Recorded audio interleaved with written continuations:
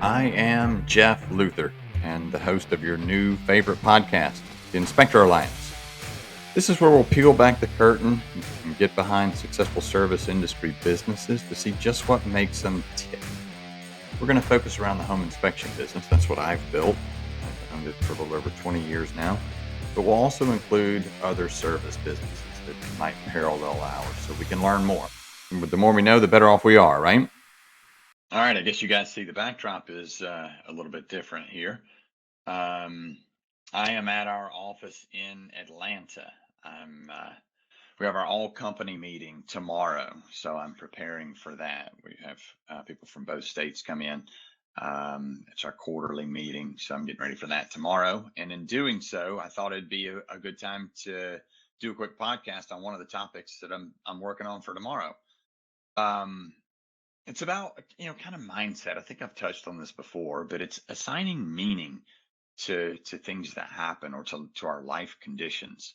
And you notice I don't have my fancy microphone, so I'll apologize in advance for the audio, but I have a great producer that's always up for a good challenge. So Hannah, I know I throw you challenges every episode, but if you're wondering about the quality, it's because I have no microphone. So I know you've got it all under control. Thanks a ton. But assigning meaning to our life conditions, often we hear people say, why this happened to me. And my first challenge is maybe next time, if you can think life happens for us, not to us. And that's kind of part of this. But have you ever challenged yourself to try and give something maybe a different meaning when something happens? Maybe that means something else. Um, Someone's ugly to you in the grocery store or at a retail store. Oh my gosh, they don't like me or I did something to them. Maybe stop for a minute and see if you can think if you can give it a different meaning. Maybe they're having a hard time in life. Maybe they're having a hard time processing something. Maybe it's an opportunity for you to help someone. Who knows? But maybe we can give it a different meaning. For example, in business, change in an organization is usually scary, right? Oftentimes we start writing these stories or creating our own movie, and we think things are going to be harder. They're going to be different. We think our jobs are going to be more difficult.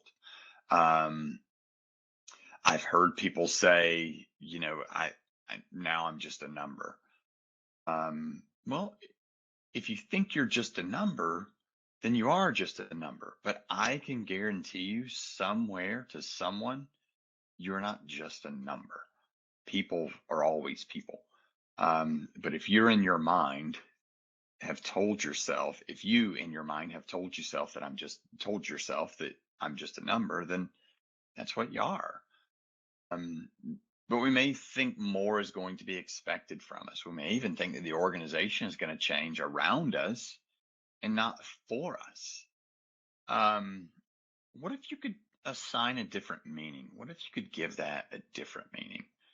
Could it maybe mean that the organization wants a more secure job for you in the future?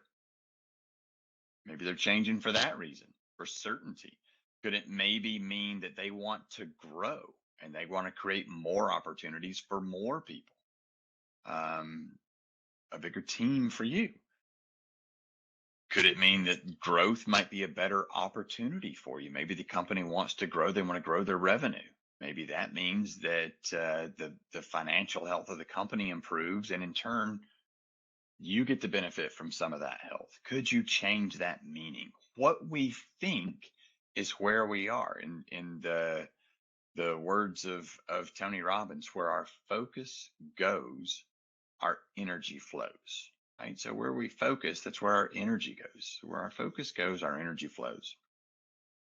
We create our life conditions.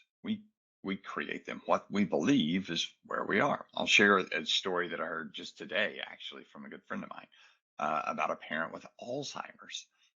And she said the most frustrating part of it is that the person with Alzheimer's lives in a different reality than the person taking care of them, which is obvious, right? You think, oh, well, yeah, of course, duh. But think about that for a minute. The person with Alzheimer's is living in a different reality than the person that's taking care of them. And if you pause for a second, this might be the source of most frustration in relationships, right? One's living in one reality and another is living in a different reality. That's how we get disagreements, right? We're living in different realities. So let's take this back to kind of the employer employee or uh, corporation or company and employee. Um, the relationship of the employer and the employee in this instance is that the employer, i.e., the company, wants to grow and create better careers. That's the objective. The employees see the downside. Maybe someone says, oh, now the company's becoming too corporate.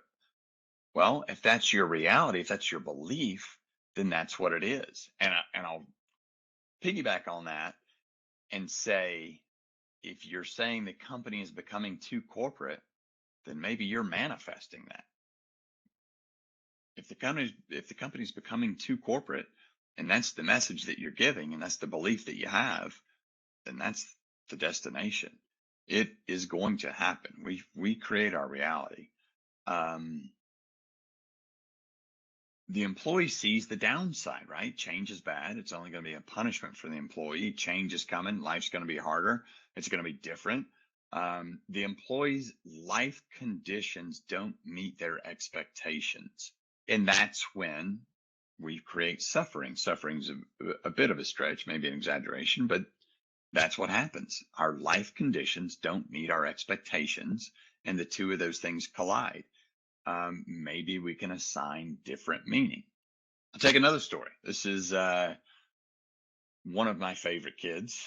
I have three kids, and coincidentally have three favorites. But honestly, I'll tell you, Knox is my favorite. He's my youngest. He is my favorite kid. So Knox, if you're listening, I've done my duty twice now in these episodes.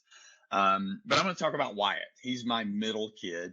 And man, one of the most amazing people you'll ever meet. But the story's about baseball. When he was 9, I was coaching his baseball team, and we were out for evaluations, tryouts, whatever you want to call it. And truth be told, I'll preface this by saying I had not done my job as a dad in working with Wyatt and getting him prepared. And also, I'll say that baseball was not Wyatt's. Um, he was not passionate about baseball. He was passionate about soccer, but to kind of do me a favor, I think he played baseball more for me than for him. So anyway, we're at tryouts. You get 5 pitches. That's how they started the kids out. Wyatt gets his 5 pitches. I think he contacted the ball one time, didn't do so hot. Ran the bases pretty well because he's fast, but you could tell he wasn't really in control of his body. He's kind of at that awkward, goofy growing stage. But he ran fast, so that was good. Fielding the ball didn't do so well. He got he went to the outfield. He got his first fly pop. And he was probably 4 feet away from the ball, but he jumped up like he was going to catch it. So it wasn't a great showing. We had to go through, all the kids had to go through evals. I was one of the coaches, so I had to go through that whole process. But in that time, I texted his mom, said, I didn't do so great. We didn't expect him to do that great, but I just wanted to kind of give you a heads up. So if he's down when we get home, that's why. So he was fine. Ride home was great. Got home, he was cool. Um, Walk inside, and his mom was like, "Oh, Wyatt, hi, how tryouts go?" Wyatt kind of looked down at the ground, looked up at her, and said, "Mom, I don't want to brag, but I was probably one of the best kids out there." Which was awesome, right? Like that is his world. That's his reality. Wouldn't you love to have that reality? And I guarantee you, life happens for Wyatt. It always will. Nothing happens to Wyatt. It happens for Wyatt. I don't care what it is. But don't you love that world? Um, I was one of the best kids out there. That's amazing. And it's his life condition. So he's setting himself up for success. His life condition meets his expectations. His expectations were that he's going to do well. He just brought his life conditions to meet his expectations, right? So I'll challenge you. The next time you have an issue or something maybe doesn't go your way, can you give it a different meaning? I love doing these. I certainly hope they're helpful. It's getting late here, and I still have my meeting to prepare for tomorrow. But this helps with a little bit of the anxiety and nervousness, and kind of run through what I'm going to talk about a bit tomorrow for our folks. I hope this has been great for you.